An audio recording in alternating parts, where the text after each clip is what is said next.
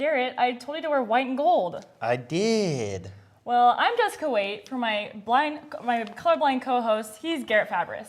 Tonight we'll take a look at the legacy of Joe Young, how both teams fare on the diamond, where track is heading, a big upset for women's basketball, and who will be drafted higher, Marcus Mariota or Jameis Winston. With men's basketball season coming to an end, so are the careers of some of the beloved Ducks. Garrett, do you see the possibility of any Ducks having careers in the NBA? As of right now, I can see we only know of 2 Ducks who are leaving, Joe Young and Jaleel Abdul-Bassett. With that being said, I believe there's some success for Young in the NBA. Comparing him to one of the best basketball players that have ever come through Oregon, Aaron Brooks. Similar in stature and statistics, there is some hope for Young to make it to the next level. Most definitely, Garrett. Comparing them statistically, Young has posted stronger numbers than Brooks. During Brooks' senior 2006-2007 season, he's averaged 17.7 points per game while averaging 46% from the field, with 4.1 assists per game and 1.1 steals per game. Consider that to Young's 19.9 points per game, while shooting 44% from the field with 3.7 assists per game and averaging the same amount of steals per game as Brooks. With extremely similar stats, is there any differentiating factors between the two? Young does have the height and weight advantage over Brooks. Standing 2 inches taller and 25 pounds heavier, this can lead to a higher durability factor in the long run. But the biggest factor separating the two would be from the free throw line. Young has posted a phenomenal free throw percentage, shooting 91% compared to Brooks' 82.7%. No doubt Young will be a huge loss for a relatively young Oregon team. And Oregon does have a strong recruiting class coming in for next season. So in short, the Ducks shouldn't suffer too bad. The team will also introduce 3 4-star recruits, all of which are in ESPN's top 100, highlighted by guard Tyler Dorsey, who is a 38th ranked prospect. In order for these young players to grow, there will need to be some veteran leadership on the team. Coach Dana Altman will probably look towards redshirt junior Elgin Cook. With Cook's track record, it is safe to say these young men are in good hands. Switching to women's basketball, Oregon's women's basketball ended their season on a high note this last Sunday afternoon, upsetting the number 19 Stanford Cardinals 62-55. Prior to tip-off, the team honored their 4 seniors for the final home game of the 2014-2015 season. The win over Stanford snapped Oregon's 4-game losing streak, with thanks in large part to Jillian Aileen's play, who secured her 12th double-double of the season with 22 points and 12 rebounds. The team's final record for the year is 13-16 overall, 6-12 in conference play. Finishing the season with a huge win, the Lady Ducks and Kelly Graves have a lot to look forward to next season. Jessica, do you smell that? Smells like a fresh batch of games Alex got for us over there. What's going on, Alex? Thanks, guys. We're serving up a fresh plate of Oregon Ducks games coming up to satisfy your hunger for sports. Tonight, men's basketball travels to Corvallis in an attempt to shred the Beavers in the Ducks' regular season finale. Tune in to ESPNU for all the action.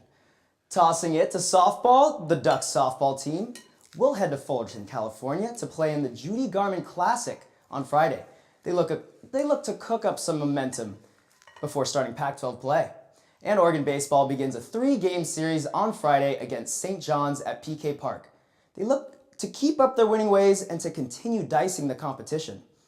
The men's golf team travels down south to Scottsdale, Arizona, where they look to squeeze out a victory in the Desert Mountain Intercollegiate Tournament on Friday. And to top it all off, the Oregon football team has started practicing again as they look to pepper their way back to the national championship next season. And there you have your batch of upcoming games this week. Back to you guys at the desk. Thanks, Alex.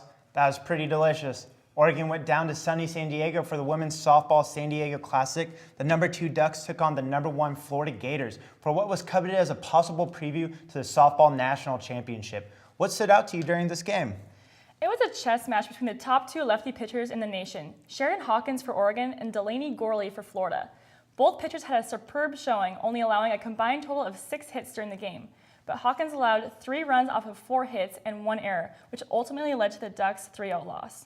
Gorley matched Hawkins in strikeouts, but had the overall better game, only allowing 2 hits. The Ducks were able to win their final game against San Diego State, finishing the tournament 2-1.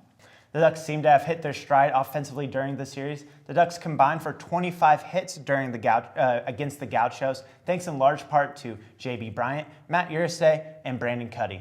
With Pac-12 conference play approaching fast, Oregon will need to keep these bats alive. Just go. Was there any outstanding defensive players this past series?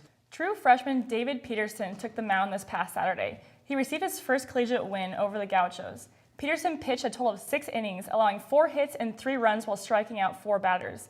Although these aren't the best stats, they were good enough to get the job done. The sky is a limit for the true freshman, and you can expect him to keep developing his skills throughout the season. Oregon takes on St. John's this upcoming Friday. The Ducks will look to ride out the Red Storm when they come to town. This is the second to last series before the season opens with Pac-12 play against Cal. From PK Park to Hayward Field, the Ducks have a lot to look forward to. What can you tell us about the conference championship?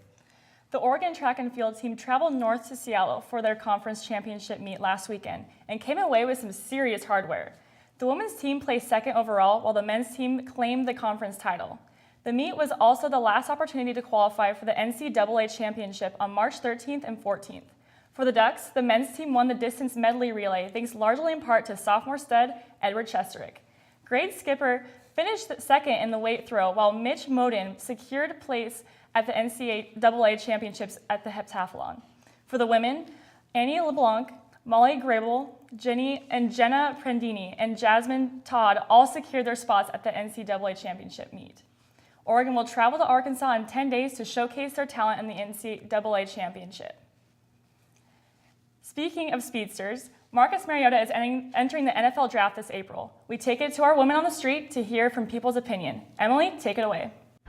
With the NFL draft coming up and the combine coming to a close, experts have Marcus Mariota in number 2 for the quarterback position behind Florida State's Jameis Winston. We're taking it to the streets of the University of Oregon to see what these Ducks feel about having Mariota as number 2. So if you were to describe Jameis Winston in 3 words, what would they be? I would have to say not as fast as Marcus. Crab arms, Florida. He's really athletic, obviously, One word is trouble. and seems like a smart guy. If you were to draft one of the 2 quarterbacks, who would you choose? Absolutely Marcus Mariota. Oh my God, Mariota. I would definitely draft Marcus Mariota first. Definitely Marcus Mariota. I would have to go with Jameis, honestly. Talent-wise. And do you know what a Seminole is? Yeah, it's a nut. I think, isn't it? I think it's a nut. It's actually a... Is it a squirrel? It's a Native American tribe. Oh, wow. An Indian tribe in Florida. Now that we know what the Oregon Ducks think of the 2 quarterbacks, we'll have to wait and see how the draft pans out. For Duck TV Sports, I'm Emily Hogbro. Thanks, Emily. Well, that wraps it up for another Duck TV episode. Be sure to check our website for everything Duck Sports. For White Llama, I'm Black Llama. Have a good night, Eugene.